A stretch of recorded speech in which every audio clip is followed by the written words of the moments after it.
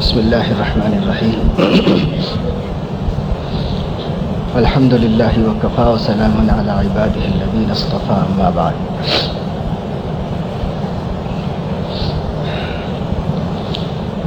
قال اللہ تبارک وتعالی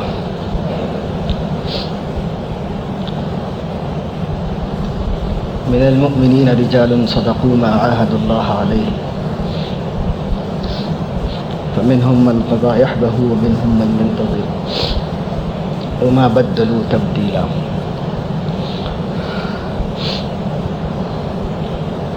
بزرگوں اور دوستوں، عزیزوں، میں نے گزشتہ جمعے میں تیسرے خلیفہ راشد شہید مظلوم سیدنا حضرت عثمان ذو النورین رضی اللہ تعالی عنہ کے بارے میں ذکر کیا تھا کہ اسلام کی تاریخ میں جن عظیم المرتبت شخصیتوں نے اسلام پر ثابت قدم رہ کر مذہب اسلام کی بھرپور نصرت و حمایت اور حضرت محمد صلی اللہ علیہ وسلم سے کمال درجے کی عقیدت و محبت رکھ کر اور اس پر ثابت قدم رہ کر اسلام کے راستے میں اپنے متاع عزیز یعنی جان اور زندگی کی قربانی پیش کی ہے، ان میں حضرت سیدنا عثمان غنی رضی اللہ تعالی عنہ کا ایک اہم مقام اور مرتبہ ہے۔ حضرت عثمان رضی اللہ تعالی عنہ،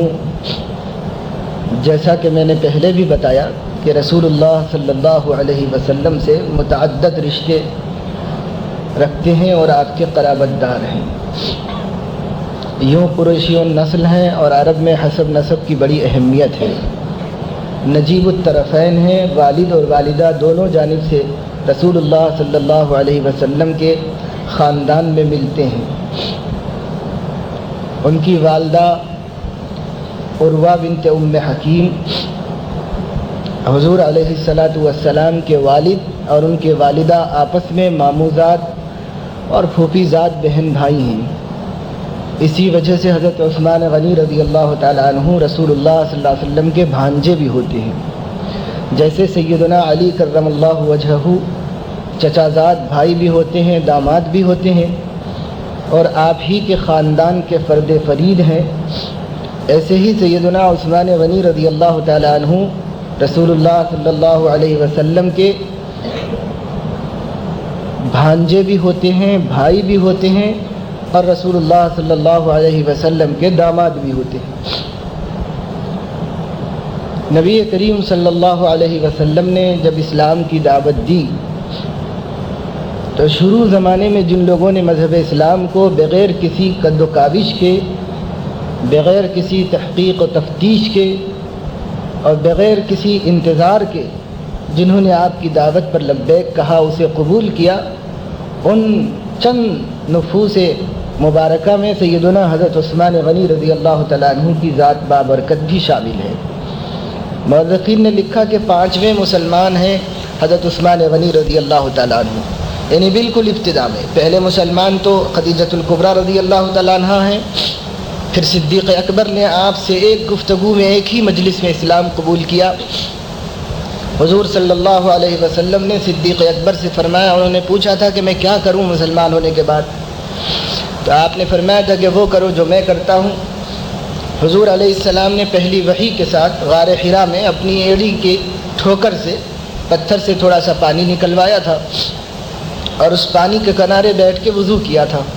رسول اللہ صلی اللہ علیہ وسلم نے بھی وضو فرمایا، پھر انہوں نے 2 رکعت نماز پڑھی اور رسول اللہ صلی اللہ علیہ وسلم نے بھی 2 رکعت نماز پڑھی۔ پہلی وحی کے بعد نبی کو جو حکم ملا تھا وہ وضو بنانے اور نماز پڑھنے کا تھا، اس سے زیادہ کوئی عمل اور عبادت نہیں، اور تبلیغ کا علانیہ حکم بھی نہیں آیا تھا۔ تو حضرت ابو بکر کے اس سوال پر کہ یا رسول اللہ اب میں کیا کروں مسلمان ہونے کے بعد، تو آپ نے فرمایا کہ وہ کرو جو میں کرتا ہوں، یعنی نماز پڑھ لیا کرو اور دوسرے لوگوں کو اسلام کی بات سمجھاؤ اور اس کی حقانیت و صداقت کی دعوت ان کے سامنے پیش کرو۔ تو حضرت ابو بکر گئے اور جن چند لوگوں کو صبح سے شام تک کی محنت کے بعد تیار کر کے نبی کریم صلی اللہ علیہ وسلم کی خدمت مبارکہ میں پیش کیا، اس میں عثمان غنی رضی اللہ تعالیٰ عنہ بھی تھے۔ تو ابتدائی مسلمانوں میں سے جن کو اللہ تعالیٰ نے جنتی لوگوں میں بھی خاص گروہ شمار کیا ہے، والسابقون السابقون اولئک المقربون۔ اللہ نے فرمایا کہ جو لوگ آگے بڑھ گئے، یہ آگے بڑھنے والے جو لوگ ہیں یہی مقرب لوگ ہیں اللہ تعالیٰ کے۔ حضرت عثمان غنی رضی اللہ تعالیٰ عنہ بھی السابقون الاولون میں سے، یعنی ابتدائی دور میں اسلام قبول کر کے حضور علیہ الصلاۃ والسلام کی خفیہ نصرت، اعانت و مدد اور بھرپور اعتماد اور ہر طرح سے عقیدت و محبت کا اور بھروسے کا ثبوت جن لوگوں نے پیش کیا تھا، حضرت عثمان غنی رضی اللہ تعالیٰ عنہ انہی لوگوں میں سے ہیں، اور یہ بہت کافی ہے ان کی فضیلت کے لیے، ان کی بزرگی کے لیے اور ان کی سعادت عظمیٰ کے واسطے۔ لیکن حضرت عثمان غنی رضی اللہ تعالیٰ عنہ کی ایک یہی فضیلت نہیں، سینکڑوں فضیلتیں احادیث شریفہ کے اندر آئی ہیں۔ رشتہ داری حضور علیہ السلام سے دوہری اور تہری رشتہ داری ہے، اور السابقون الاولون میں شامل ہو کر حضور علیہ الصلاۃ والسلام کے ابتدائی غلامی کا شرف حاصل ہے۔ اس وقت جب کہ لوگ تو بڑے مخمصے میں تھے، شش و پنج میں تھے، کشمکش میں تھے، سوچتے تھے کہ آخر یہ کیا دعوت ہے، آخر یہ کیا مسئلہ ہے۔ عثمان غنی نے کچھ سوچا نہیں، وہ حضور علیہ السلام پر بھرپور اعتماد و بھروسہ کر کے آپ صلی اللہ علیہ وسلم کی دعوت کو قبول کر کے آپ پر ایمان لانے والوں میں شامل ہو گئے تھے۔ پھر حضرت عثمان غنی رضی اللہ تعالیٰ عنہ کو یہ شرف بھی حاصل ہے کہ رسول اللہ صلی اللہ علیہ وسلم نے ہجرت سے پہلے ہی اپنی صاحبزادی کا نکاح ان سے کر دیا تھا، اور ہجرت کے بعد ان کی صاحبزادی رسول اللہ صلی اللہ علیہ وسلم کی بیمار ہوئیں اور وصال کر گئیں، تو حضرت عثمان بہت زیادہ مغموم رہے۔ اور جیسا کہ میں نے عرض کیا، حضور علیہ السلام گزر رہے تھے تو آپ نے دیکھا کہ بہت رنجیدہ خاطر ہے عثمان، تو پوچھا عثمان بہت غمگین ہو، کیا بات ہے؟ آپ نے فرمایا یا رسول اللہ کی صاحبزادی انتقال کر گئی، اور ایک بیوی کے انتقال کا حادثہ نہیں ہے جس کو میں برداشت کر لوں، بلکہ اس سے بڑا غم مجھے یہ ستاتا ہے کہ ان کے وصال سے میرے اور آپ کے درمیان دامادی کا جو رشتہ تھا وہ منقطع ہو گیا اور میں اس شرف سے محروم ہو گیا۔ یہ غم اس سے بھی زیادہ میرے اوپر ہے اور جس کی وجہ سے میں بہت رنجیدہ ہوں۔ تو حضور صلی اللہ علیہ وسلم نے فرمایا عثمان تم اس غم میں مبتلا ہو، اور یہ میرے ساتھ جبرائیل آئے ہیں، وہ کہتے ہیں کہ اللہ نے میری دوسری بیٹی ام کلثوم کا تمہارے ساتھ نکاح آسمان پہ کر دیا ہے، لہذا تمہیں اس غم کی ضرورت نہیں۔ تو عثمان غنی رضی اللہ تعالیٰ عنہ کو یہ شرف حاصل ہوا کہ دنیا میں صرف دو ہستیاں ایسی ہیں جن کے نکاح حق تعالی شانہ نے آسمان پہ خود فرمائے ہیں۔ ایک تو خود اللہ کے نبی صلی اللہ علیہ وسلم کہ زینب بنت جحش کا نکاح آسمانوں پر اللہ نے ان سے فرمایا تھا، اور دوسرے حضرت عثمان رضی اللہ تعالیٰ عنہ کہ ام کلثوم بنت رسول اللہ صلی اللہ علیہ وسلم کا نکاح اللہ پاک نے آسمان پر کر دیا۔ یہ شرف حضرت عثمان غنی رضی اللہ تعالیٰ عنہ کو حاصل ہے۔ دینی فضیلتیں، دینی بزرگیاں تو بے انتہا ہیں جو حضرت عثمان غنی کو حاصل ہیں۔ رسول اللہ صلی اللہ علیہ وسلم سے قرابت، رشتہ، اعتماد و بھروسہ یہ مستقل ایک فضیلت ہے۔ علماء نے فرمایا ہے کہ دامادی کا رشتہ بہت نازک ہوتا ہے۔ نکاح ہو جانے کے بعد عموماً آدمی کا وہ چاہے کتنا ہی پسندیدہ داماد کیوں نہ ہو، نکاح ہو جانے کے بعد جب اس کی بیوی کو، اپنی بیٹی کو اس کے ذریعے سے کسی قسم کا کوئی صدمہ پہنچتا ہے تو پھر وہ تعلقات کی خرابی کا باعث بن جاتا ہے۔ نکاح سے قبل کوئی آدمی کسی کو کتنا ہی چاہتا ہو، اس کا عزیز ہو، اس کا اپنا رشتہ دار ہو، اس کو اس پر بڑی عقیدت و محبت ہو، اخلاق سے متاثر ہو، تقویٰ و پرہیزگاری کا قائل ہو، لیکن اگر نکاح کے بعد اس کی وجہ سے اس کی اپنی بیٹی کو کوئی تکلیف و صدمہ پہنچے یا پہنچنے کی غلط فہمی بھی ہو جائے تو آدمی کے اس داماد سے کتنے بھروسے ہونے کے باوجود تعلقات خراب ہوتے ہیں، کشیدہ ہوتے ہیں اور شکنجی پیدا ہو ہی جاتی ہے عموماً۔ لیکن رسول اللہ صلی اللہ علیہ وسلم نے جب ام کلثوم کی بھی وفات ہو گئی تو یہ فرما کر کہ اگر میری 40 بیٹیاں ہوتی اور یکے بعد دیگرے سب عثمان کی زوجیت میں انتقال کر جاتی تو سب کا نکاح عثمان سے کر دیتا، اس بات کا ثبوت دیا ہے حضور علیہ السلام نے کہ عثمان نے میری بیٹی کے ساتھ وہ سلوک اور وہ حمیت اور محبت کا معاملہ کیا ہے کہ بھروسہ مند داماد یہ ہے کہ جس کے اوپر میں اتنا بھروسہ کر سکتا ہوں کہ میں اپنی 40 بیٹیاں بھی اس سے بیاہ سکتا ہوں۔ یہ اعتماد بیان کرنے کا ایک طریقہ ہے کہ غیر معمولی اعتماد رسول اللہ صلی اللہ علیہ وسلم کو حضرت عثمان غنی رضی اللہ تعالیٰ عنہ سے تھا، اور انہوں نے بھی اللہ کے نبی کی بیٹیوں کی وہ عزت کی تھی، وہ راحت پہنچائی تھی، وہ آرام و سکھ دیا تھا کہ رسول اللہ صلی اللہ علیہ وسلم کو کبھی ان بے ماں کی بیٹیوں کے بارے میں غم نہیں ہوا حضرت عثمان غنی رضی اللہ تعالیٰ عنہ کی طرف سے، نہ کبھی حضرت علی کی طرف سے حضرت فاطمہ کے بارے میں کبھی بھی کوئی رنج اور غم نہیں پہنچا۔ لیکن اس کے باوجود حضرت علی رضی اللہ تعالیٰ عنہ کو محض داماد ہونے کی وجہ سے اور حضرت فاطمہ کی خدمت و عزت کرنے کی وجہ سے قابل شرف و بزرگی مانا جائے، اور حضرت عثمان غنی کو اس بنیاد پر نہ مانا جائے، تو حضرت عثمان غنی پر دنیا نے جہاں اور ظلم کیے ہیں ان میں ایک ظلم یہ بھی ہے کہ لوگوں نے انہیں اس رشتے کے اعتبار سے قابل اعتماد و بھروسہ نہیں سمجھا، اور جیسے حضرت علی کی شرف دامادی کا ذکر خوب کیا، حضرت عثمان غنی رضی اللہ تعالیٰ عنہ کی شرف دامادی کا ذکر کہیں بھی نہیں کیا۔ وہ کتابوں میں مستور ہو گیا، چھپ کے رہ گیا، لوگوں نے اس کا ذکر نہیں کیا یا ذکر کرنے کو سعادت نہیں سمجھا، بلکہ اور عنوانوں سے حضرت عثمان پہ الزام لگانے کی کوشش کی اور ناپاک صحیح کی۔ اس لیے ضرورت محسوس کی گئی کہ حضرت عثمان رضی اللہ تعالیٰ عنہ کو ہم صحیح معنوں میں اور قرآن و حدیث کی شہادتوں میں دیکھیں کہ وہ کتنے نبی صلی اللہ علیہ وسلم کے معتمد علیہ چہیتے و پیارے داماد تھے۔ اور اس حسب و نسب کی بات اور رشتہ داری کی بات اور قرابت داری کی بات کو نظر انداز کر دیں تو دینی فضیلتوں کی بات آتی ہے۔ بڑی فضیلتیں حضرت عثمان رضی اللہ تعالیٰ عنہ کو حاصل ہیں۔ قرآن مجید میں اللہ رب العزت نے سورہ فاتحہ کے اندر دعا کی تعلیم دی ہے کہ ہم اللہ پاک سے دعا مانگے، اے اللہ ہم کو ان کے راستے پر چلائیے جن لوگوں پر آپ نے انعام فرمایا ہے۔ صراط الذین انعمت علیہم اہدنا الصراط المستقیم صراط الذین انعمت علیہم، اے اللہ ہم کو سیدھے راستے پر چلائیے، یعنی ان لوگوں کے راستے پر جن پر آپ نے انعام و اکرام فرمایا ہے، اور خصوصی احسان و خصوصی انعام ان پر فرمایا ہے، اور ظاہر ہے کہ جن پر آپ نے خاص انعام ہدایت فرمایا ہے وہی لوگ ایسے ہیں کہ جن کی راہ چلنے کی ہم آس کریں، حرص کریں، اور جن کی راہ چلنے کے لیے ہم بے چین ہوں اور متمنی ہوں اور دعا مانگیں۔ اس لیے اس دعا کی تعلیم دی گئی کہ اے اللہ ہم کو ان کی راہ پر چلائیے جو لوگ جن پر آپ نے انعام فرمایا ہے۔ کن پر انعام فرمایا ہے؟ سورہ فاتحہ اس کے جواب سے خاموش ہے، نہ اس کا بیان کرتی ہے، کچھ بھی نہیں، مجمل لفظ ہے سورہ فاتحہ میں۔ مگر قرآن مجید میں دوسری جگہ اللہ پاک نے اس آیت کی تفسیر کرتے ہوئے ان لوگوں کو ذکر فرمایا ہے جو منعم علیہم ہیں، یعنی جن پر اللہ پاک نے انعام فرمایا ہے۔ یعنی اللہ تعالیٰ فرما رہے ہیں اولئک الذین انعم اللہ علیہم من النبیین والصدیقین والشہداء والصالحین وحسن اولئک رفیقا۔ جن لوگوں پر اللہ نے انعام فرمایا ہے وہ 4 قسم کے لوگ ہیں، انبیاء، صدیقین، شہداء، صالحین، اور فرمائے بہترین رفیق ہیں۔ اگر کسی کو رہبر بنانا ہے تو انہی 4 جماعتوں کو بنائے، اگر کسی کو رہنما بنانا ہے تو انہی میں کو بنائے، اور اگر کسی کو رفیق بنانا ہے، ساتھی بنانا ہے تو انہی کو بنائے، اور اگر کسی کی تمنا ہے کہ وہ سر محشر کسی عظیم المرتبت جماعت کے ساتھ محشور ہو اور خدا کے سامنے حاضر ہو تو اسے چاہیے کہ ان 4 میں سے کسی ایک کے لیے تمنا کرے اور کوشش کرے کہ ان میں سے ہو جائے، اسی سے وہ کامیاب ہوگا، اس کے علاوہ کسی اور سے کامیاب نہیں ہوگا۔ یہی 4 جماعتیں ہیں،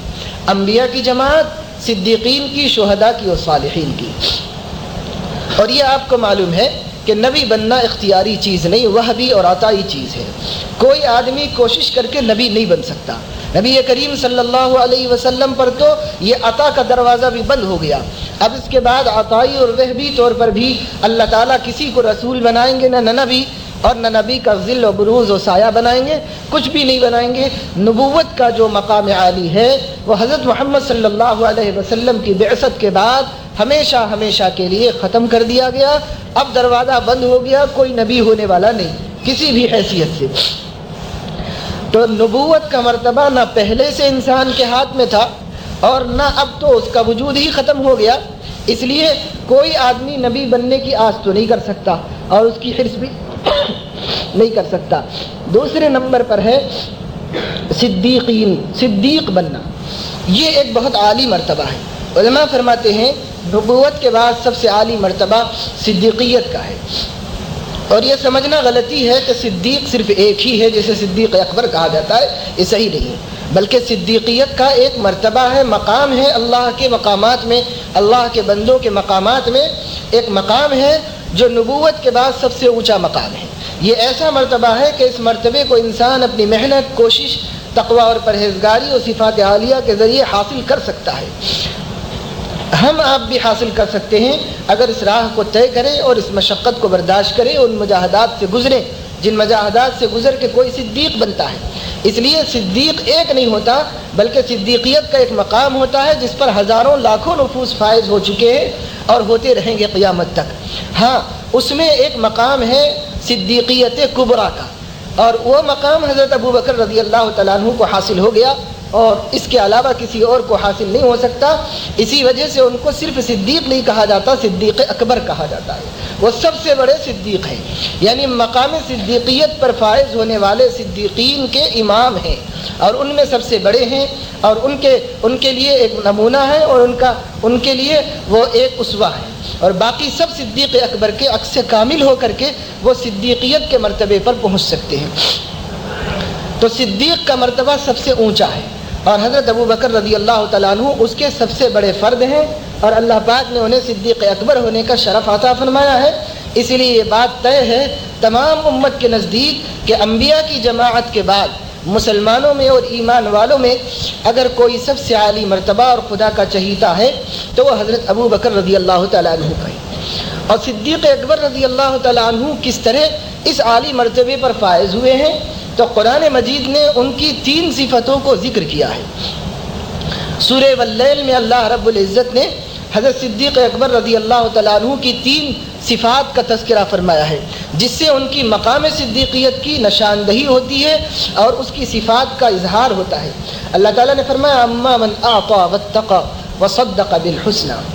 یہ بالاتفاق مفسرین کے یہ آیتیں نازل ہوئی ہیں حضرت ابوبکر کی شان میں اور حضرت ابوبکر کی تعارف میں، اس لیے اس میں اللہ نے حضرت ابوبکر کی 3 صفتیں ذکر فرمائی۔ اما من اعطى واتقى، جس نے اللہ کی راہ میں خرچ کیا صرف اور صرف رضا الہی کی تحصیل کے لیے، واتقى، اور تقوی اور پرہیزگاری کی روش اختیار کی، نافرمانی اور معاصی اور بد احتیاطی کی زندگی سے اپنے آپ کو بچایا، وصدق بالحسنى، اور جو چیز سچی ہوئی اور جو چیز اچھی ہوئی اس کی تصدیق کی، اس کو تصدیق کرنے میں اپنی شان کو درمیان میں آنے نہیں دیا، اور کبر کی وجہ سے تصدیق سے محروم نہیں ہوئے۔ یہ 3 صفات ہیں صدیق اکبر رضی اللہ تعالیٰ عنہ کے۔ ہم اگر کسی کو عالی سے عالی مرتبے پر دیکھنا چاہیں تو ان صفات کے آئینے میں دیکھیں تو ہمیں پتہ چلے گا کہ جیسے صدیقیت کا مقام حضرت ابوبکر رضی اللہ تعالیٰ عنہ کو اکبر ہونے کی حیثیت سے حاصل ہوا، ان کے ذل، ان کے عکس اور سائے کے طور پر سیدنا حضرت عثمان غنی رضی اللہ تعالیٰ عنہ کو بھی اللہ تعالیٰ نے ایمان لانے کے بعد سب سے عالی مرتبہ صدیقیت کے اوپر فائز فرمایا۔ جہاں تک اعطاء اور انفاق اور خرچ کرنے کا تعلق ہے تو علماء نے فرمایا ہے عثمان رضی اللہ تعالیٰ عنہ اسلام سے پہلے بھی بڑے خیرات کرنے والے آدمی تھے، مالدار تھے، اور اپنی دولت ضرورت مندوں پر بے انتہا صرف کرتے تھے، اور اسلام لانے کے بعد تو اتنا خرچ کیا کہ نبی کی زبان نے ان کو غنی ہونے کا شرف عطا کیا، یعنی بہت بے نیاز اور بڑے دولت مند تھے۔ حضرت عثمان کے نام کے ساتھ یہی صفت امتیازی لگائی گئی ہے غنی ہونے کا۔ حضرت ابوبکر کے نام کے ساتھ صدیق کی صفت، حضرت عمر کے نام کے ساتھ ان کے مخصوص مزاج کی وجہ سے فاروق کی صفت، یعنی حق و باطل میں امتیاز کر دینے والا اور دودھ اور پانی کو الگ الگ کر دینے والا، یہ ان کی امتیازی صفت تھی۔ اور حضرت علی کرم اللہ وجہہ میں شجاعت غالب تھی تو ان کی امتیازی صفت کے طور پر ان کے لیے کرار کا لفظ استعمال کیا گیا اور ان کی صفت کے طور پر مشہور کیا گیا۔ اور حضرت عثمان میں چونکہ مالداری بھی تھی اور وہ مالداری کے ساتھ بے نیازی حقیقی بھی حاصل تھی، اور وہ اللہ کے بندوں پر بے انتہا مال صرف کرتے تھے، اور مدینہ منورہ میں مسلمانوں کی جماعت میں بڑے اونچے درجے کے تاجروں اور مالداروں میں شمار ہوتے تھے، اس لیے ان کے نام کے ساتھ غنی کی صفت مشہور ہوئی۔ حضرت عثمان غنی رضی اللہ تعالیٰ عنہ بہت بے نیاز اور بڑے مالدار صحابہ میں سے تھے۔ حضرت عثمان رضی اللہ تعالیٰ عنہ نے اللہ کے نام پر جو دولت خرچ کی ہے اس کی کوئی حد و حساب نہیں ہے۔ تاریخ اور سیر کی کتابوں میں عثمان غنی رضی اللہ تعالیٰ عنہ کے خرچ کی بڑی بڑی تفصیلیں آئی ہیں، اور اللہ کے لیے اس میں کوئی منشا اور مقصد ان کا نہیں تھا۔ قرآن مجید میں اللہ تعالیٰ نے ان لوگوں کے بارے میں فرمایا ہے، تمام صحابہ کے بارے میں، کہ وہ لوگ اللہ کے بندوں کو کھلاتے تھے اور اس کے ساتھ ساتھ یہ بھی کہتے تھے انما نطعمکم لوجہ اللہ لا نرید منکم جزاء ولا شکورا، ہم جو کھلا رہے ہیں یہ لوجہ اللہ کھلا رہے ہیں، صرف اللہ کو خوش کرنے کے لیے کھلا رہے ہیں، اس کے بدلے میں ہم تم سے بدلہ تو کیا چاہیں گے؟ شکر کے کلمات سننا بھی ہماری غیرت گوارا نہیں کرتی کہ ہم تم سے شکر کے کلمات سنیں، ہم اس سے بھی شرما جاتے ہیں۔ آپ کیا شکریہ ادا کریں بھائی، ہم تو جو کچھ کر رہے تھے اپنی آخرت کے لیے کر رہے تھے، اس میں خود غرضی ہے، ہم یہ چاہتے ہیں کہ ہماری آخرت بن جائے، ہمارا اللہ خوش ہو جائے، ہمارے رب راضی ہو جائیں، ہمارے گناہ معاف ہو جائیں، یہ صدقہ دوزخ کی آگ سے ہمارے لیے ڈھال ہو جائے، ہم نے صرف اپنے لیے کیا ہے، آپ ہمیں شکریہ ادا کریں تو ہمیں یہ بھی اچھا نہیں لگتا۔ اتنے مخلوق سے بے نیاز ہو کر اور ریاکاری سے محفوظ ہو کر، سمعہ کی بدی سے بچ کر کے صرف اور صرف اخلاص کے ساتھ کھلاتے، پھر اس میں حضرت عثمان غنی کا مرتبہ بھی ظاہر ہے کہ اوروں کے مقابلے میں فضیلت کے اعتبار سے بڑا ہی ہوا ہے۔ عامہ مسلمین کو انہوں نے جو اپنی دولت سے فائدہ پہنچایا، اس کی چند مثالیں احادیث صحیحہ کی روشنی میں آپ کے سامنے رکھی جائیں تو اس سے اندازہ ہو کہ حضرت عثمان نے جو دولت کمائی تھی وہ اپنے گھر کے لیے نہیں اور اپنے نفس کے لیے نہیں، بلکہ مسلمانوں کی اس نصرت اور ان کی مدد کے لیے۔ چنانچہ جب نبی کریم صلی اللہ علیہ وسلم نے ہجرت فرمائی، مدینہ منورہ تشریف لائے، تو حضرت عثمان رضی اللہ تعالیٰ عنہ کے بارے میں آتا ہے کہ آپ نے ایک دفعہ ارشاد فرمایا کہ کون ہے جو جنت کے عوض اور مغفرت کے عوض بیر روما خرید کر مسلمانوں کے لیے وقف کر دے۔ بیر روما ایک کنواں تھا جو میٹھے پانی کا تھا۔ حدیث میں ہے مسلم شریف میں کہ مدینہ منورہ میں صرف ایک کنواں میٹھے پانی کا تھا، اور وہ بھی یہودی کا تھا، اور جب مسلمان مدینہ منورہ میں آئے ہجرت کر کے تو انہیں میٹھے پانی کی عادت تھی، وہ میٹھا پانی آسانی سے ملتا نہیں تھا، تو اسی یہودی کے پاس جا کے لاتے تھے، اور وہ یہودی پیسہ لے کر پانی بیچا کرتا تھا، مسلمانوں کو خرید کے لانا پڑتا تھا۔ یہ تو ایک تکلیف تھی، ساتھ ساتھ یہ تکلیف بھی تھی کہ بیر روما پر شام کے وقت میں یہودی جمع رہتے تھے، اور جب مسلمان وہاں جا کے پانی لاتے مسلمان عورتیں، تو وہ لوگ فقرے کستے تھے اور طرح طرح کی باتیں تکلیف کی اور آزار کی کہا کرتے تھے، اور مسلمان بیویاں اور مسلمان بیٹیاں شرم کی وجہ سے اس کو سن کے آتی، لیکن ان کا دل دکھتا تھا اور انہیں سخت تکلیف، ذہنی اذیت ہوتی تھی۔ حضرت علیہ السلام کو اس واقعات کی اطلاع ملی تو آپ نے ایک دن مسجد نبوی میں فرمایا کہ کون ہے جو بیر روما یہودی سے خرید کے مسلمانوں پر وقف کر دے تاکہ یہودی کی بڑائی وہاں سے ختم ہو جائے اور مسلمان اس پانی کو آزادی سے لائیں، بغیر خریدے لائیں، اور کسی قسم کی ذہنی اذیت و تکلیف ان کو نہ ہو۔ تو حضرت عثمان غنی رضی اللہ تعالیٰ عنہ ہی تھے جو جلدی سے اس یہودی کے پاس گئے اور اس سے آدھا کنواں خرید لیا۔ آدھا کنویں کا مطلب یہ ہے کہ ایک دن مسلمان پانی لے جائیں گے جس پر کوئی رکاوٹ کسی کی طرف سے نہیں ہوگی، اور ایک دن یہودی جس کو چاہے دے لے پیسہ لے کر کے، لیکن ایک دن مسلمان لیں گے اور اس میں کسی دوسرے کا حق نہیں ہوگا۔ آدھا کنواں خرید کے حضرت عثمان رضی اللہ تعالیٰ عنہ نے مسلمانوں پر وقف فرما دیا۔ اس سے مسلمانوں کو تو تسلی ہوئی، رسول اللہ صلی اللہ علیہ وسلم کو بڑی مسرت و خوشی ہوئی، اور آپ کے دل سے دعائیں نکلی حضرت عثمان غنی رضی اللہ تعالیٰ عنہ کے بارے میں۔ لیکن کچھ دنوں کے بعد یہودی نے دیکھا کہ مسلمان ہی خرید کے لے جایا کرتے تھے اور کوئی دوسرا تو خریدتا نہیں، اور جب دوسرے نہیں خریدتے تو اس کی آمدنی بند ہو گئی، تو اس نے حضرت عثمان سے کہا کہ آدھا کنواں آپ نے عجیب طریقے سے خریدا ہے، پورا ہی خرید لیجیے آپ۔ تو حضرت عثمان نے پورا خرید کر مسلمانوں کے لیے وقف کر دیا۔ حضرت عثمان رضی اللہ تعالیٰ عنہ کا یہ کارنامہ لوگوں کے لیے، مسلمانوں کے لیے ایک نمایاں کارنامہ ہے جو صحیح حدیثوں کے اندر ہمیں ملتا ہے اور جس پر احادیث کی صحت نے مہر تصدیق ثبت کی ہے۔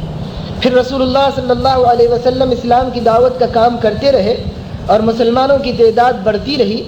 آپ نے سہل اور سہیل نامی دو یتیموں کی زمین خرید کر مسجد نبوی بنائی تھی، وہ چھوٹی پڑ گئی مسلمانوں کی تعداد بڑھ جانے کے بعد، اور حضرت علیہ السلام کو فکر تھی کہ مسجد نبوی کی توسیع ہونی چاہیے، اس کو بڑھانا چاہیے۔ تو آپ صلی اللہ علیہ وسلم نے ایک دن مسجد نبوی میں اعلان فرمایا، کون ہے جو اس زمین کو جو مسجد نبوی سے متصل ہے اور کسی کی مویشی گاہ ہے، مویشیوں کو باندھنے کی جگہ ہے، وہ خرید کر اللہ کے نام پہ وقف کر دے مسلمانوں کے لیے اور مسجد میں شامل کر دے اس کے عوض کہ اس کے لیے جنت ہے اور بخشش و مغفرت ہے۔ تو حضرت عثمان کھڑے ہوئے، انہوں نے کہا یا رسول اللہ میں اسے خریدوں گا۔ علماء نے لکھا ہے کہ 25,000 درہم میں خریدا اور مسجد نبوی کی توسیع کے لیے وقف فرما دیا۔ حضرت عثمان رضی اللہ تعالیٰ عنہ کا عام مسلمین کے حق میں یہ ایثار تھا جو احادیث میں ہمیں ملتا ہے۔ یہ دوسرا واقعہ ہے۔ اور تیسرا واقعہ اسی قسم کا ہے کہ جب رسول اللہ صلی اللہ علیہ وسلم نے جیش عسرہ کا انتظام کیا، یعنی تبوک کا، گرما کا موسم تھا، سخت ترین دھوپ تھی، ایسی دھوپ کہ جس کی وجہ سے لوگ پریشان ہو رہے تھے اور منافقین مسلمانوں کو اندر سکھا رہے تھے لا تنفروا فی الحر، گرمی میں مت نکلو مر جاؤ گے، اس لیے کوئی اپنے گھر کے باہر نہ نکلے۔ یہ وقت ایسا تھا کہ کھیت پکے ہوئے تھے اور کھجور بالکل توڑنے کا وقت آ رہا تھا، سخت ترین گرما جس میں کھجور پکتے ہیں۔ اور ایسے وقت میں مدینہ منورہ کے کاشتکار اور باغدار لوگ جو ہوتے تھے وہ سب اپنے گھر والوں کو لے کر اپنے باغوں میں منتقل ہو جاتے تھے، کیونکہ آبادی کی گرمی ناقابل برداشت ہوتی تھی۔ وہاں باغ میں تھوڑا چین سے رہ لیتے تھے، کھجوروں کی حفاظت بھی ہو جاتی تھی، پھر ان کے توڑانے اور بیچنے کا کام بھی ہو جاتا تھا۔ ایسے وقت میں مسلمان غربت کی حالت میں ہوتے تھے، کیونکہ سال بھر کی کمائی اب کمانے کا وقت تھا اور اس سے پہلے کی کمائی ختم ہو چکی ہوتی تھی، تو تنگی کا وقت تھا، غربت کا وقت تھا اور مسلمانوں کے ہاتھ خالی تھے اور مارکیٹیں خالی تھیں، تجارت ٹھپ پڑی ہوئی تھی اور اس کے ساتھ ساتھ سخت ترین گرمی چل رہی تھی۔ اور اس وقت میں مسلمان اب تک اتنے لمبے سفر پہ کبھی نہیں نکلے تھے، جو تبوک جانا بہت نازک وقت تھا اور لمبا سفر تھا، اور پھر مسلمانوں نے اب تک اپنے ہی ابنائے وطن سے جنگیں کی تھیں اور یہ جنگ نصارہ سے کرنی تھی اور وقت کے سب سے بڑے طاقتور امپائر یعنی قیصر روم کی سلطنت سے ٹکر لینی تھی اور اس کی فوجوں سے مقابلہ کرنا تھا۔ حضرت صلی اللہ علیہ وسلم نے اس کی آواز لگائی، نفیر عام ہوئی اور آپ نے کہا کہ سب لوگ آئیں اور جس سے جو ہو سکا تیاری کے لیے لائیں، نقدی بھی چاہیے، پیسہ بھی چاہیے، مال بھی چاہیے، سواریاں بھی چاہیے، اناج غلہ بھی چاہیے۔ اللہ کے نبی صلی اللہ علیہ وسلم تحریص و ترغیب دے رہے تھے، لوگوں کو ابھار رہے تھے مسجد نبوی کے ممبر پر بیٹھ کر کے۔ تو ایک صحابی فرماتے ہیں کہ میں نے دیکھا کہ عثمان غنی کھڑے ہوئے اور کہنے لگے یا رسول اللہ 100 اونٹ پورے ساز و سامان کے ساتھ میری طرف سے اس لشکر کے لیے پیشکش ہے۔ اللہ کے نبی صلی اللہ علیہ وسلم نے قبول کیا اور فرمایا ابھی ہمیں اور چاہیے۔ تو عثمان غنی کھڑے ہوئے کہنے لگے یا رسول اللہ 200 اونٹ پورے ساز و سامان کے ساتھ میری جانب سے پیش ہیں۔ حضور علیہ السلام نے پھر اور ترغیب دی تو عثمان غنی کھڑے ہوئے کہنے لگے یا رسول اللہ 300 اونٹ پورے ساز و سامان کے ساتھ میری طرف سے وقف للہ ہیں اور اللہ کے راستے میں نے اس کو وقف کر دیا۔ حضور علیہ السلام بہت خوش ہوئے۔ راوی کہتے ہیں کہ میں نے دیکھا کہ اس تیسری مرتبے کے اعلان کے بعد اللہ کے نبی نے اپنا اعلان بند کیا، مسجد نبوی کے ممبر پر سے اترے اور یہ فرماتے ہوئے اترے آج کے بعد عثمان کچھ بھی کر لے اس کا کوئی ضرر نہیں، آج کے بعد عثمان کچھ بھی کر لے اس کا کوئی وبال نہیں۔ یہ فرماتے ہوئے رسول اللہ صلی اللہ علیہ وسلم چلے گئے۔ اور ایک روایت میں اور ہے کہ آپ نے اسی سلسلے میں مزید تحریص و ترغیب فرمائی کہ ہمیں نقد اور پیسے کی ضرورت ہے۔ تو حضرت عثمان رضی اللہ تعالیٰ عنہ مسجد میں سے اٹھے اور شہر میں گئے اور اپنے گماشتوں کو پھیلا دیا اور فرمایا کہ جاؤ ہمارے بیوپاریوں کے پاس سے جہاں جہاں سے رقوم آنی ہے وصول کر کے لاؤ۔ لوگ وصول کر کے لائے تو حضرت عثمان نے 1000 اشرفیاں ایک تھیلی میں ڈالی اور مسجد نبوی میں آئے۔ رسول اللہ صلی اللہ علیہ وسلم ممبر پہ بیٹھے ہوئے تھے، آپ کی گود میں اڈیل دیا اور کہا یا رسول اللہ یہ میری طرف سے فی سبیل اللہ ہے۔ حضور علیہ السلام بہت خوش ہوئے۔ راوی کہتے ہیں آپ کا چہرہ خوشی کی وجہ سے ایسے چمکنے لگا جیسے انار آپ کے چہرے پر نچوڑ دیا گیا ہو، اور اس کو بار بار اٹھاتے اور گراتے الٹاتے پلٹاتے تھے اور یہ فرماتے جاتے تھے اے اللہ میں عثمان سے راضی ہوں آپ بھی ان سے راضی ہو جائیے، اے اللہ میں عثمان سے راضی ہوں آپ بھی ان سے راضی ہو جائیے۔ یہ دعا دیتے جاتے تھے اور ان اشرفیوں کو الٹ پلٹ کرتے جاتے تھے۔ اللہ کے نبی صلی اللہ علیہ وسلم کو حضرت عثمان غنی رضی اللہ تعالیٰ عنہ نے عام مسلمین کی ضرورت کے موقع پر اس قسم کی امدادیں فرمائی کہ آپ کا قلب مبارک خوش ہو کر کھل اٹھا اور آپ نے اپنے دل کی گہرائیوں سے حضرت عثمان کو بے انتہا دعائیں دیں، اور ان دعاؤں کے ہوتے ہوئے حضرت عثمان غنی رضی اللہ تعالیٰ عنہ کی سعادت، ان کی شرافت، ان کی بزرگی اور کرامت کے لیے کسی اور چیز کی ضرورت باقی نہیں رہتی۔ یہ بڑی سعادتیں ہیں جو عثمان غنی نے اپنی دولت کے صحیح استعمال کے ذریعے حاصل کی اور اپنی دولت کو رسول اللہ صلی اللہ علیہ وسلم پہ خرچ کر کر کے حاصل کی۔ پھر یہ لشکر جب چلا اور راستے میں تنگی سامان کی وجہ سے سخت ترین تنگی کا اور عسر کا اور پریشانی کا شکار ہو گیا، اور خود اللہ پاک نے قرآن مجید میں سورہ احزاب میں اس کا ذکر کیا ہے اور اس کی تنگی کا ذکر کیا ہے، تو مسلمانوں کی اس پریشانی کے وقت میں رسول اللہ صلی اللہ علیہ وسلم نے تسلی دی، اطمینان رکھو اللہ راستے نکال دیں گے۔ پھر ایک دن صحابہ کرام نے دیکھا کہ کوئی لشکر آ رہا ہے، اتنا زیادہ بڑا لشکر آ رہا ہے کہ اس لشکر کے آنے کی وجہ سے اور گھوڑوں کے دوڑنے کی وجہ سے اتنی گرد و غبار صحرا میں اڑ گئی ہے کہ ایک اندھیرا اور تاریک ترین نقشہ نظر آتا تھا، دور سے تاریکی، یہ سمجھے کہ کوئی آندھی آ رہی ہوگی، سیاہ آندھی۔ لیکن حضور علیہ السلام نے فرمایا خوشخبری ہو کہ اللہ تمہارے لیے امداد بھیج رہے ہیں۔ چنانچہ جب دیکھا تو وہ گرد و غبار میں سے ایک بہت بڑا لشکر کئی سو اونٹوں پر مشتمل رسد و ساز و سامان لے کر کے پہنچا۔ معلوم ہوا کہ عثمان غنی نے مدینہ منورہ سے مسلمانوں کی امداد کے لیے دولت بھیجی ہے۔ اللہ کے رسول صلی اللہ علیہ وسلم نے مسلمانوں پر آئی ہوئی تنگی جب سہولت سے بدل گئی تو راوی فرماتے ہیں اتنے خوش ہوئے کہ آپ نے کہا اے اللہ میں عثمان سے راضی ہوں، اے اللہ میں عثمان سے راضی ہوں، اور آپ نے فرمایا مسلمانوں تم بھی دعا کرو کہ اللہ عثمان سے راضی ہو جائے، تم اس کے حق میں دعا کرو۔ حضرت عثمان غنی رضی اللہ عنہ کا یہ ایثار تھا، یہ قربانیاں تھیں جس نے رسول اللہ صلی اللہ علیہ وسلم کے قلب کی گہرائیوں سے دعائیں نکلوائی تھیں، کیونکہ عثمان غنی کے دل میں مال کی محبت رائی کے دانے کے برابر بھی نہیں تھی۔ انہوں نے جو دولت جمع کی تھی اللہ کے بندوں کے لیے، ایمان والوں کے لیے، اسلام کی نصرت کے لیے، کبھی عیش نہیں کیا حضرت عثمان نے۔ سادہ لباس پہنے حضرت عثمان ایمان کے بعد اور اسلام لانے کے بعد حضرت عثمان نے گھر میں بہت سادہ غذا کھائی، یہاں تک مورخین نے لکھا ہے کہ حضرت عثمان غنی رضی اللہ تعالیٰ عنہ کے ہاں حضور کے بھیجنے سے ایک سائل پہنچا، اور جب اس نے دستک دی تو اس نے آواز سنی کہ حضرت عثمان اپنی اہلیہ کو چراغ کی لو بڑی ہوئی ہونے پر ڈانٹ رہے تھے اور فرما رہے تھے کہ کیوں تم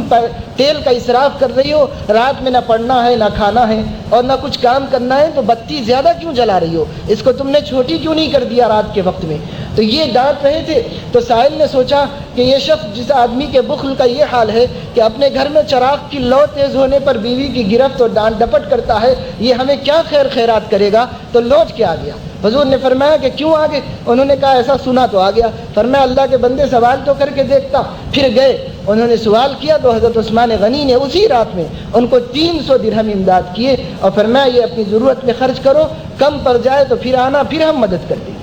علماء نے لکھا ہے کہ اللہ کے رسول صلی اللہ علیہ وسلم نے زندگی میں کبھی کسی سائل کو لا نہیں فرمایا، نہیں فرمایا، ہر سائل کو عطا فرمایا اور دیا، اور کبھی آپ کے پاس ہوا تو اپنے پاس سے دیا، اور کبھی نہ ہوا تو رسول اللہ صلی اللہ علیہ وسلم نے حضرت عثمان کے ہاں بھیج دیا کہ جا عثمان سے کہو کہ میں نے بھیجا ہے۔ اور یہ اشارہ وہ اتنا سمجھ گئے تھے کہ جب کوئی آ کے کہتا کہ حضور نے مجھے آپ کے پاس بھیجا ہے تو اس کی امداد فرما دیا کرتی تھی۔ یہ دولت انہوں نے صرف مسلمانوں کے لیے اکٹھی کی تھی اور بڑی عالی تجارت کرتے تھے، لیکن اللہ کے بندوں پہ خرچ کرتے تھے اور اسلام کی نصرت اور اعانت پر، اور اسے خرچ کر کر کے اپنے لیے جنت محفوظ کرتے تھے اور نبی سے مغفرت کی دعائیں حاصل کیا کرتے تھے۔ اور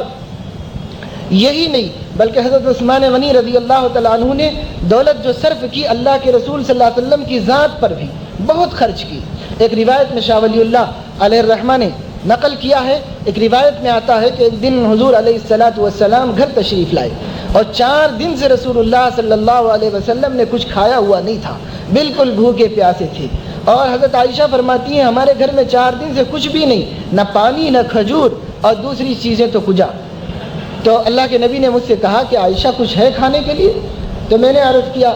یا رسول اللہ میاں آپ کے ہاتھ سے مجھے اگر نہ دلوائیں تو پھر کسی اور راستے سے میرے پاس کیا آئے، کچھ بھی نہیں ہے میرے پاس کھلانے کے لیے اور نہ کھانے کے لیے۔ تو حضور علیہ السلام خاموش ہو گئے اور فرمایا کہ اچھی بات ہے، اللہ تعالیٰ سے مانگتے ہیں۔ چنانچہ رسول اللہ صلی اللہ علیہ وسلم نے وضو بنایا اور مسجد میں تشریف لائے۔ حضرت عائشہ فرماتی ہیں کہ اتنے بے چین تھے آپ، بھوک کی وجہ سے بھی اور ہماری بھوک کی وجہ سے بھی، کہ آپ مسجد میں جگہ بدل کر نفل پڑھتے تھے اور اللہ سے دعا کرتے تھے، بڑی بے چینی سے کہ اللہ ہمارے کھانے کا بندوبست کر دیجئے، کبھی اس کونے میں کبھی اس کونے میں، کبھی ادھر۔ فرمایا میں نے دیکھا کہ بہت بے چین تھے آپ اور بڑی بے چینی سے نماز پڑھتے اور اللہ سے مانگتے جاتے تھے۔ اتنے میں عثمان ہمارے گھر آئے اور کہنے لگے کہ کیا حال ہے آپ لوگوں کا، کھانے کے لیے رسول اللہ صلی اللہ علیہ وسلم کے لیے کچھ ہے؟ تو حضرت عائشہ نے سب قصہ سنا دیا، اور حضرت عثمان نے حضور علیہ السلام کی ملاقات کرنی چاہی تھی، تو حضرت عائشہ نے بتایا کہ وہ تو مسجد گئے ہیں، اور وہ مسجد اس لیے گئے ہیں کہ گھر میں کچھ کھانے کے لیے نہیں، اللہ سے دعا مانگ رہے ہیں، مسجد میں ہیں۔ حضرت عثمان نے کہا کہ اچھا، مجھے تو اس کی کوئی خبر ہوئی نہیں، کوئی اطلاع نہیں ہوئی، میں ابھی اس کا انتظام کرتا ہوں۔ حضرت عثمان رضی اللہ تعالیٰ عنہ گھر گئے اور انہوں نے اونٹوں کے اوپر غلہ لدوایا اور کھجوریں لدوائیں، پانی کا بندوبست کیا، ایک بکری چھیل کر کے اسے تیار کیا اور ایک تھیلی میں 300 درہم رکھے اور سب لا کر حضرت عائشہ کے حوالے کیا اور ان سے کہا کہ دیکھیے میں آپ کو عہد لیتا ہوں کہ آپ کبھی بھی گھر کی کسی صورتحال پر مجھے فوراً آواز دیں، بلا بھیجیں، مطلع کریں اور میں فوراً اس کا انتظام کروں گا اور سعادت سمجھوں گا۔ یہ کہہ کے چلے گئے۔ پھر حضور علیہ الصلوۃ والسلام تشریف لائے۔ آپ نے کہا عائشہ میرے بعد کوئی انتظام ہوا اور اللہ نے کوئی نصرت فرمائی؟ انہوں نے کہا ہاں، اللہ تعالیٰ نے آپ کی دعا قبول فرمائی اور اللہ آپ کے مانگنے کو رد بھی کیوں فرمائیں گے؟ یہ عثمان آئے تھے اور یہ سارا ساز و سامان دے کر کے گئے ہیں اور سارا واقعہ بیان کیا۔ رسول اللہ صلی اللہ علیہ وسلم بہت خوش ہوئے، آپ نے نماز پڑھی اور حضرت عثمان غنی رضی اللہ تعالیٰ عنہ کی زندگی اور ان کی موت میں برکت کے لیے اللہ پاک سے دعا فرمائی۔ اور حضرت عثمان رضی اللہ تعالیٰ عنہ نے ذاتی طور پر رسول اللہ صلی اللہ علیہ وسلم کی تنگی کو رفع کر کے بھی اللہ کے رسول صلی اللہ علیہ وسلم کی خاص توجہ عنایت اور ان کی مدد کا اپنے آپ کو مستوجب و مستحق بنا لیا۔ اور حضور علیہ الصلوۃ والسلام کو ان کی ذات عالی پر بھروسہ بھی بہت زیادہ تھا اور اللہ کے نبی صلی اللہ علیہ وسلم ان پر کافی اعتماد بھی فرماتے تھے۔ اور انفاق و سخاوت کا عالم یہ تھا کہ یہ تو حضور علیہ السلام کی موجودگی کے بارے میں ہے، ان کے مخالفوں نے اور ان کے دشمنوں نے، شیعوں نے اور شیعوں کے بعد اہل سنت کے بھی بعض نادانوں نے جو حضرت عثمان کے بارے میں یہ سمجھا کہ نعوذ باللہ حضور علیہ السلام کی وفات کے بعد بدل گئے تھے، ان کو سمجھنا چاہیے کہ حضرت عثمان رضی اللہ تعالیٰ عنہ جن کی ذات پر نبی اتنا بھروسہ کرتے تھے وہ بعد میں بدلنے والا شخص نہیں ہو سکتا۔ اگر ایسا ہو سکتا ہے تو یہ بالواسطہ رسول اللہ صلی اللہ علیہ وسلم کی فراست اور رسول اللہ صلی اللہ علیہ وسلم کی ذہانت اور آپ کی نبوی شان اور آپ کی اللہ تعالیٰ کی طرف سے دی گئی خصوصی قوتیں، استعدادیں سب مجروح ہوتی ہیں کہ آپ نے ایک ایسے شخص کو قابل بھروسہ سمجھا جو آپ کے بعد آپ کا وفادار رہنے والا نہیں تھا، نعوذ باللہ۔ حضرت عثمان رضی اللہ تعالیٰ عنہ دور فاروقی میں ایک مرتبہ خشک سالی آئی اور مسلمان سخت ترین پریشانی میں مبتلا ہوئے، دانے پانی کو ترسنے لگے، تجارتیں ٹھپ ہو گئیں، قافلے اپنا مال لے کر مدینہ اس لیے نہیں آ رہے تھے کہ مدینہ کے تاجروں کے پاس کچھ تھا نہیں خریداری کرنے کے لیے یا وہاں خشک سالی اور قحط چل رہا تھا۔ حضرت عثمان رضی اللہ تعالیٰ عنہ نے ملک شام سے 1000 اونٹوں پر اسباب تجارت منگوائے، اناج غلہ منگوایا۔ جب ان کے آرڈر تھے وہاں کے تاجر، شام کے تاجر اناج لے کر، گیہوں جو لے کر کے مدینہ منورہ پہنچے اور جیسے ہی لوگوں کو معلوم ہوا تاجروں کو کہ مدینہ میں بہت تاجروں کا بہت بڑا انبوہ آیا ہے تو تاجر سب دوڑ کے اس کے بارے میں معلومات کی۔ معلوم ہوا کہ وہ کسی اور کو نہیں بیچیں گے، وہ حضرت عثمان کا منگایا ہوا آرڈر ہے۔ سب لوگ حضرت عثمان کے پاس آئے اور کہنے لگے کہ آپ ہمارے ہاتھ تجارت کر لیجئے، ہم مدینہ کے مشہور تاجر ہیں۔ حضرت عثمان نے کہا کیا دو گے؟ انہوں نے کہا 10 کے 12 دیں گے۔ حضرت عثمان نے فرمایا کہ مجھے اس سے زیادہ مل سکتا ہے۔ انہوں نے کہا 14 دیں گے۔ حضرت عثمان نے کہا اس سے بڑھ کے مل سکتا ہے۔ تاجروں نے کہا ہم سے زیادہ پیسے والا کوئی تاجر یہاں نہیں ہے اور ہم سے زیادہ خریداری کا دم بھرنے والا کوئی اور نہیں ہے، آپ کو کون ہم سے بڑھ کر دے سکتا ہے؟ فرمایا کہ اگر میں یہ اللہ کے نام پر دے دوں تو اللہ پاک مجھے 1 کا 10 دیں گے، یعنی اللہ رب العزت مجھے 10 گنا عطا فرمائیں گے، اس لیے تم اگر اس سے بڑھ کے دے سکتے ہو تو میں تم سے تجارت کرتا ہوں، اور اگر تم اس سے بڑھ کے نہیں دے سکتے تو میں اللہ سے تجارت کر لوں گا۔ انہوں نے کہا ہم تو نہیں دے سکتے اس سے بڑھ کے۔ پھر انہوں نے فرمایا تم سب تاجر گواہ رہو کہ میں نے ان 1000 اونٹوں پر لدا ہوا سارا اناج مدینے کے مسلمانوں کے لیے صدقہ کر دیا ہے، اس امید پر کہ اللہ اسے قبول فرما کر میری مغفرت فرما دے گی۔ حضرت عثمان رضی اللہ تعالیٰ عنہ کے اس صدقے کے بعد مسلمانوں کی اس وقت کی پریشانی اور تنگی دور ہوئی۔ اگر بدل گئے ہوتے عثمان غنی تو عہد فاروقی میں کیا ضرورت تھی کہ اسلام کا نام لینے والوں کے لیے اپنی تجارت کے اتنے بڑے حصے کو محض ثواب کے خاطر خیرات کر دیں اور صدقہ کر دیں۔ حضرت عثمان رضی اللہ تعالیٰ عنہ کا یہ ایمان تھا، ان کی صداقت تھی، ان کی مقام صدیقیت اور ان کی شان بندگی تھی کہ انہوں نے حضور علیہ الصلوۃ والسلام کی امت کے ساتھ اپنی زندگی کے آخری لمحے تک ہمدردی برقرار رکھی۔ لوگوں نے آخری دور میں آ کر ان کے گھر میں کہا کہ امیر المومنین اجازت دیجئے کہ ہم بلوائیوں سے قتال کریں اور انہیں یہاں سے دفع کر دیں۔ فرمایا کہ وہ کلمہ پڑھتے ہیں اور میں اس بات کی اجازت نہیں دیتا کہ کسی مسلمان سے جہاد کیا جائے۔ میرا رسول اللہ صلی اللہ علیہ وسلم سے ایک عہد ہے اور میں اپنی آخری سانس تک اس عہد پر قائم رہوں گا اور میری طرف سے کسی مسلمان کو کوئی غضن پہنچنے نہ دوں گا، چاہے وہ میرے ساتھ کوئی سا معاملہ کریں اور چاہے کتنا ہی ظلم اور میرے اوپر زیادتی کریں، لیکن نبی کے عہد کو نہیں توڑ سکتا۔ یہ وفاداری تھی حضرت عثمان غنی رضی اللہ تعالیٰ عنہ کی۔ یہی وجہ ہے کہ رسول اللہ صلی اللہ علیہ وسلم نے ان کے اوپر بہت بھروسہ فرمایا. اور یہ جو ان کو ذو النورین کہا گیا ہے، اہل سیر نے اس کی بہت سی وجوہات کہیں. یہ تو سب کو معلوم ہے کہ 2 بیٹیاں ان کی عقد زوجیت میں حضرت صلی اللہ علیہ وسلم کی تھیں، اس لیے ذو النورین کہا جاتا ہے. یہ تو معروف و مشہور بات ہے، لیکن علماء نے اور وجوہات بھی کہیں. مثلا ایک وجہ ان کے ذو النورین ہونے کی یہ بتائی کہ حضرت عثمان رضی اللہ تعالیٰ عنہ اسلام سے پہلے بھی سخی تھے اور اسلام کے بعد بھی سخی تھے، اس وجہ سے ان کو ذو النورین کہا جاتا ہے. اور یہ بھی بتایا گیا ہے کہ چونکہ اللہ کے نام پر اپنی بیوی کو لے کر ہجرت کرنے والے سب سے پہلے نبی حضرت لوط علیہ السلام تھے، اور ان کے بعد بیوی کو لے کر ہجرت کرنے والے حضرت عثمان غنی رضی اللہ تعالیٰ عنہ تھے، جنہوں نے ہجرت فرمائی تھی اپنے وطن سے چل کر کے حبشہ کی جانب سب سے پہلے. تو چونکہ ایک نبی نے حضرت ابراہیم علیہ السلام نے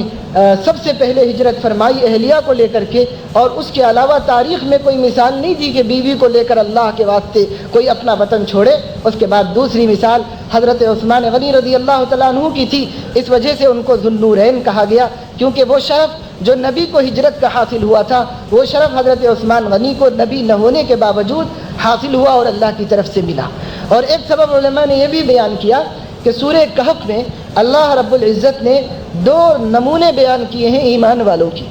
ایک تو نمونہ ذوالقرنین کا ہے جو ایمان والے تھے اور اللہ نے انہیں مال و دولت سے سرفراز کیا تھا، حکومت، سطوت، دبدبہ عطا فرمایا تھا. جہاں جاتے تھے دشمنان اسلام کو مغلوب کر دیتے تھے. اللہ نے فرمایا انا مکننا لہ فی الارض وآتیناہ من کل شیء سببا. اللہ نے انہیں بہت کچھ دیا تھا، اسباب کے اعتبار سے بالکل بے نیاز تھے، اور جہاں جاتے تھے وہاں اپنا دبدبہ قائم کر لیتے تھے. اس کے برخلاف ایک واقعہ اللہ نے اصحاب کہف کا بیان فرمایا کہ اصحاب کہف اپنے ایمان کو چھپانے کے لیے اپنے وطن کو، اپنے مال کو، رشتہ داروں کو، گھر والوں کو، دوستوں کو، سب کچھ کو چھوڑ کے چلے گئے تھے اور تنہا یکا و تنہا غار میں محصور ہو گئے تھے اور محبوس ہو گئے تھے. ایک مثال ان کی تھی جو ایمان کے خاطر قسم پرسی کی انتہا کو پہنچے. ایک مثال اس کی بیان کی جو ایمان کی برکت سے مرفع الحالی اور غلبے کی انتہا کو پہنچا ہوا تھا. اور اللہ نے فرمایا ایمان والوں کو یہ کیفیت بھی پیش آ سکتی ہے، یہ کیفیت بھی پیش آ سکتی ہے. اور جتنے ایمان والے ہیں یا اس گروہ میں ہوں گے یا اس گروہ میں ہوں گے، لیکن عثمان غنی کا حال یہ ہے کہ ایک طرف اللہ نے انہیں سکندر ذوالقرنین کی طرح بلکہ اس سے 10 گنا زیادہ حکومت، سطوت، دبدبہ عطا فرمایا. حضرت عمر رضی اللہ تعالیٰ عنہ کی دور خلافت میں چند ممالک اسلام میں تھے، داخل ہوئے تھے. حضرت عثمان غنی کی دور خلافت میں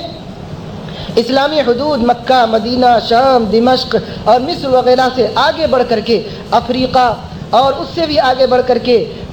مشرق کے علاقوں میں، مغرب کے علاقوں میں پھیل گیا تھا. یہاں تک کہ روس کے مختلف علاقے حضرت عثمان غنی کے زیر نگی تھے، اور حضرت عثمان غنی کے دور میں کابل بھی فتح ہوا، اور حضرت عثمان غنی کے دور میں اسلامی مملکت دور دور تک پہنچی. تو سیدنا حضرت عثمان غنی رضی اللہ تعالیٰ عنہ ایک تو سکندر ذوالقرنین کی طرح سطوت، غلبہ اور دبدبہ رکھتے تھے، اسلام یعنی خلیفہ بننے سے پہلے بھی اور خلیفہ بننے کے بعد بھی. لیکن ایک وقت ان پر ایسا بھی آیا کہ وہ اصحاب کہف کی طرح اپنے ایمان کو اپنے ساتھ لے کر ایک گھر کے اندر اس طرح محصور ہوئے کہ نہ ان کے پاس کھانے کے لیے کھانا تھا، نہ پینے کے لیے پانی تھا، اور نہ ان کا کوئی ہمدرد غمگسار تھا، بلکہ وہ بلوائیوں کے مجمع میں اس طرح گھرے ہوئے تھے جیسے اصحاب کہف اس وقت کے مشرک بادشاہ کے ظلم و ستم سے گھرے ہوئے تھے. اس لیے انہیں ایک غار میں چھپ جانا پڑا تھا. حضرت عثمان غنی کو مظلومیت کی اس انتہا پر پہنچنا پڑا کہ وہ وقت کے سلطان اور وقت کے خلیفہ ہونے کے باوجود اور اتنی بڑی عظیم المرتبت سلطنت کے امیر ہونے کے باوجود ایک گھر میں بے سہارا ہو کر، بے ساز و سامان ہو کر چھپ گئے تھے. اسی وجہ سے اور اس نسبت سے بھی ان کو ذو النورین کہا جاتا ہے کہ ایمان والوں کے یہ جو 2 گروہ ہیں، دونوں گروہوں کے کمال ان کے اندر اللہ نے جمع فرما دیے تھے. اور بیک وقت ان کو یہ شرف حاصل ہوا تھا کہ ایک طرف وہ حاکم تھے، دبدبہ رکھنے والے، اور دوسری جانب نہایت ہی مقہور و مظلوم ہو کر اور نہایت مجبور ہو کر کے اپنے ایمان کا تحفظ کرتے ہوئے دنیا سے رخ سفر باندھ رہے تھے. یہ ان کو حاصل تھا. نبی کریم صلی اللہ علیہ وسلم نے 2 موقعوں پر ان کے نہ ہونے کو ہونا شمار کیا تھا، اس وجہ سے بھی ان کو ذو النورین کہا جاتا ہے۔ علماء فرماتے ہیں ایک تو بدر کے موقع پر حضرت رقیہ بیمار تھی تو رسول اللہ صلی اللہ علیہ وسلم نے فرمایا تھا عثمان تمہیں سفر میں آنے کی ضرورت نہیں، تم مدینے ہی میں قیام کرو، میری بیٹی کی نگہداشت کرتے رہو، اللہ تعالیٰ تمہیں بدر میں شریک ہونے اور شہید ہونے والے ایک شخص کو جتنا اجر دیں گے اتنا اجر و ثواب اللہ تم کو دیں گے، تم میری بیٹی کی خدمت کرتے رہو اور تمہیں نہیں جہاد میں چلنے کی ضرورت نہیں۔ تو حضرت عثمان غنی بدر میں موجود نہیں تھے، لیکن بدر میں شریک ہو کر شہید ہونے والے کو جو اجر مل رہا تھا حضرت عثمان کو شرکت کے بغیر ملا۔ دوسرے بیعت رضوان میں شریک نہیں تھے، اور اس وقت میں حضور علیہ السلام جب 2400 مسلمانوں کو اپنے ہاتھ میں ہاتھ دے کر بیعت کرنے کا حکم دیا تھا